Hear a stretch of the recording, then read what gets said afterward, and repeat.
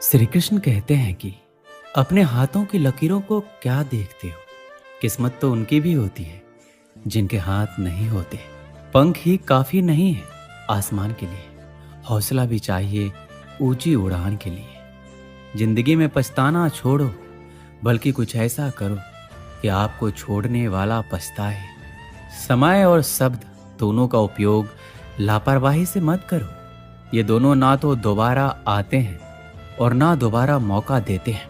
कभी कभी समझ नहीं आता है कि अच्छे इंसान के साथ किस्मत हमेशा बुरा खेल क्यों खेलती है। कितने अफसोस की बात है कि जब कहीं वफादारी का जिक्र होता है तो हम इंसान कुत्तों की मिसाल देते हैं। करेले से कड़वे लोग मुसीबत में अक्सर काम आ जाते हैं और शक्कर से मीठे लोग वक्त पर अक्सर धोखा दे जाते हैं।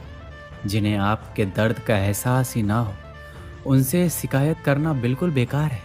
हर इंसान की दो कहानी होती है, एक वो जो सबको सुनाता है और दूसरा वो जो सबसे छुपाता है। मौन सबसे अच्छा जवाब है उस इंसान के लिए जो आपके शब्दों का मोल नहीं समझता। जीवन में अपने आप को मजबूत बनाएं। दूसरों के भरोसे बैठे रहना आपको बर्बाद कर देगा। मेरा गुस्सा और मेरा प्यार सिर्फ उन लोगों के लिए है जिन्हें मैं अपना समझता हूँ।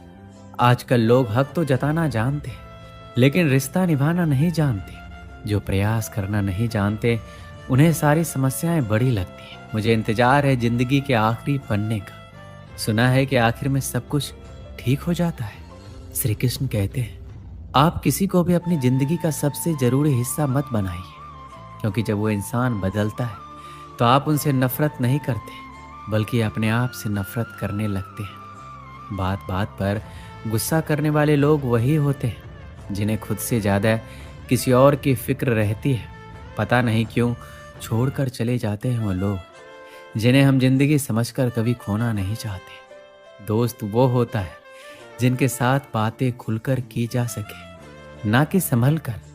तनाव, उदासी और बेचैनी इंसान को तभी होती है जब वो खुद के लिए कम और दूसरों के लिए अधिक सोचता है।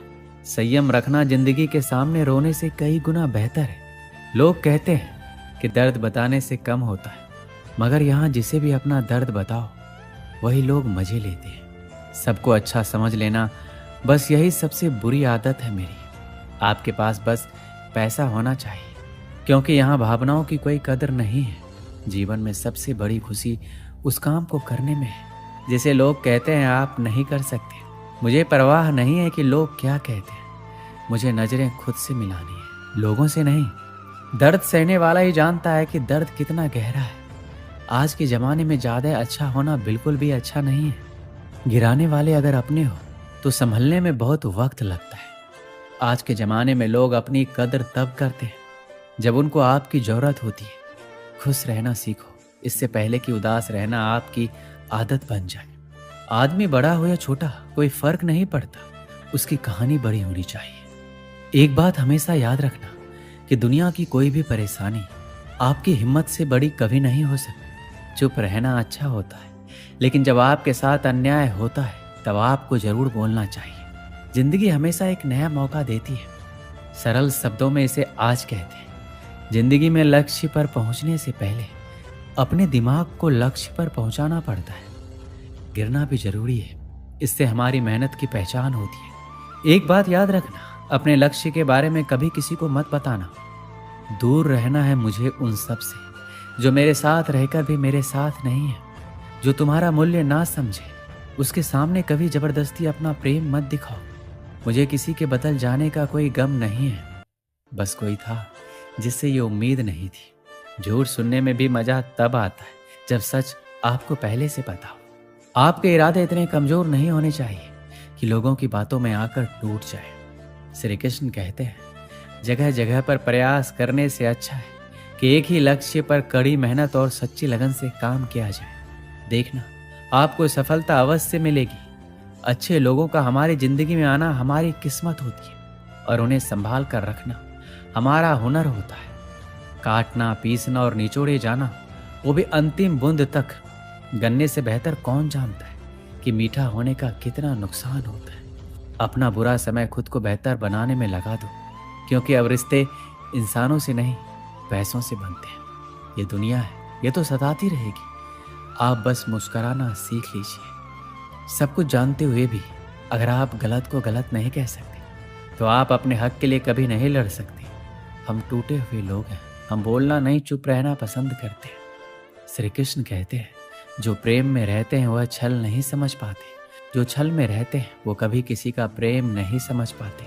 इंसान वही श्रेष्ठ होता है जो बुरी स्थिति में फिसले नहीं और अच्छी स्थिति में उलझे नहीं।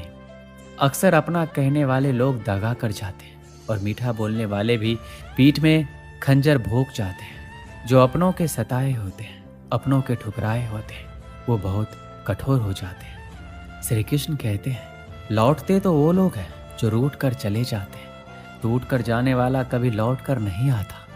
कुछ लोग हमारा दिल रोज दुखाते हैं, लेकिन फिर भी हम उनसे बातें करके खुश हो जाते हैं। एक समय की बात है, एक बार एक पिताजी ने अपने पुत्र से कहा कि बेटे तुम बड़े हो गए हो, तुम अपनी जिंदगी में आगे बढ़ने के लिए क्या कर रहे हो? पिताजी के अचानक से पूछे गए सवाल से पुत्र चौंक गया। वह 1 मिनट रुककर बहुत ही हल्के स्वर में बोला, पिताजी, जैसा कि आप जानते हैं कि मैं पढ़ाई में शुरू से ही बेहतर रहा हूँ और मैं अपनी तरफ से अपनी पढ़ाई या किसी भी बात को लेकर कभी ढिलाई नहीं बरती है। मैं हमेशा से सब कुछ पूरे लगन और मेहनत के साथ करते आया हूँ और आपको ये बात अच्छे से पता है, लेकिन फिर भी ना जाने क्यों परिस्थितियां मेरे विपरीत रहती हैं। मैं आज तक इस बात को नहीं समझ पाया हूँ और अब ऐसा लग रहा है कि मानो जैसे कि मैं इन सब से शायद कभी नहीं उभर पाऊंगा। वो हमेशा से पढ़ाई और घर के अन्य कामों में भी बहुत समझदार एवं जिम्मेवार लड़का था, लेकिन फिर भी ऐसा क्या था जो उसे आगे बढ़ने से रोक रहा था? आखिर क्यों वह जीवन की सफलता से कोसों दूर था? उस लड़के के पिताजी ने उसे एक बड़ा सा हथौड़ा लाने को कहा। वो लड़का भागते हुए गया और अपने पिताजी के कहे अनुसार एक हथौड़ा ले आया।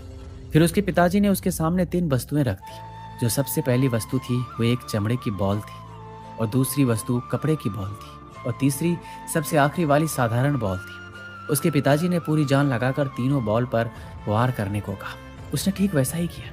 जैसे उसने पहली बॉल पर वार किया वो थोड़ी सी टूट गई। जब उसने कपड़े वाली बॉल पर वार किया तो थोड़ी सी फटकर एक दूसरे से अलग हो गई। फिर उसने तीसरी बॉल पर भी उतना ही तेजी से वार किया। वो ना टूटी ना फटी, बस उछलकर दूर जा गिरी और उसके बाद भी उछलती ही रही। अब लड़के के पिताजी ने पूछा कि अब समझ में आए कि तुम्हें क्या करना चाहिए। फिर उसने अपने बेटे को समझाया कि बेटे, परिस्थितियां सब पर लगभग एक जैसा ही वार करती हैं, परंतु कुछ लोग ऐसे होते हैं जो उन परिस्थितियों से उलझकर टूट जाते हैं। कुछ तो उन परिस्थितियों से पूरे बिखर जाते हैं, परंतु कुछ लोग ऐसे होते हैं जो उन परिस्थितियों का फायदा उठाते हुए खुद को इतना ऊंचा कर लेते हैं कि फिर उन्हें रोक पाना मुमकिन ही नहीं होता है। तो तुम भी ठीक वैसा ही करो। अपनी परिस्थितियों को समझो, उन्हें वार करने दो, फिर उनकी वार का फायदा कुछ इस तरह से उठाओ कि तुम उससे उबर पाओ। लेकिन इन सब से निपटने के लिए एक चीज जो सबसे ज्यादा महत्व रखती है वो ये है कि तुम अपने दिमाग को शांत रखो, और फिर तुम देखो कि सब कुछ कितना आसान होता जाएगा तुम्हारे लिए। उस लड़के को अपने पिताजी की बातों को सुनकर समझ आ गया था कि उसे क्या करना चाहिए, और उसने अपने पिताजी से वादा किया वो अब उसी प्रकार हर परिस्थिति से निपटने की कोशिश करेगा जैसा उन्होंने समझाया था।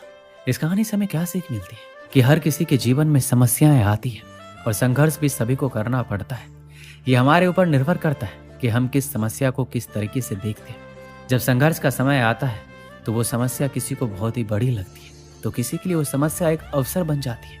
ये सब हमारी सोच पर निर्भर करता है कि हमें उस स्थिति से कैसे निपटना है। अपनी सोच को सकारात्मक रखें और अपने मन को शांत रखें।